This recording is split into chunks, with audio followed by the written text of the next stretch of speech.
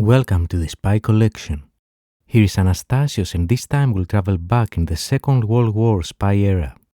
If you've been following us, you might recall those spy devices that we've seen in Norway and presented in Spy Spots episode 4. Let's pause here. That's a spy radio receiver that was used by resistance groups in Norway. Although the British SOE was training resistance groups in tradecraft, including covert communications, and of course getting caught with radio equipment would be a big problem. And that's why they were coming up with all of those spy radio sets in various concealment devices. And in this episode we have such an item from France, this. According to its previous owner, it was from the World War II era, from a French resistance group, but its cover is too recent to match this, so most likely it was either built after the Second World War or it was just repaired with a new cover.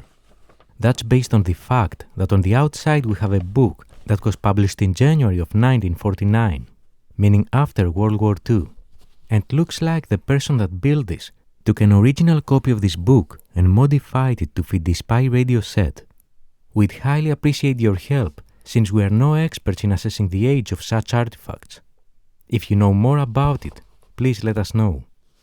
Clearly, the objective of this book was to conceal the spy radio to avoid any unwanted attention when observed from some distance. That's because upon close inspection, it's immediately apparent that this isn't an ordinary book. However, if it was in a bookshelf, it could easily go unnoticed. Opening it from its front cover, we find this painted metal enclosure, exposing the radio's controls.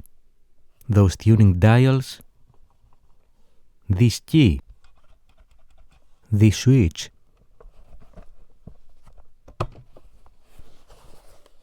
and that connector on the side. But if we flip this over, we get access to its internals. Unlike its book concealment, here most components are actually period correct, increasing the potential of that being an actual French spy radio that was repaired after the end of the war.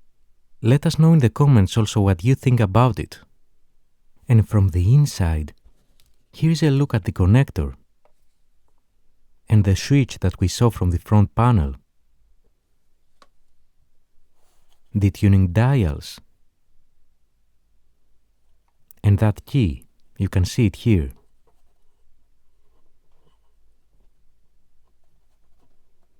And we also have two cables, this and this, that are actually going to the front cover. Do you know what those might be?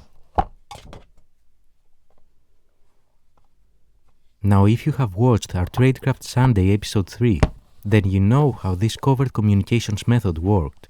In summary, the agents had a predefined schedule of dates and times to listen to a radio broadcast. Then there were a variety of means they could use to receive their orders. In conclusion, regardless of the history of this specific spy radio, although we'd highly appreciate if you had any more information about it, it's still an excellent artifact to present some of that lost Second World War tradecraft. And the mystery that surrounds it is also intriguing and highlights why we always say that nothing's as it seems.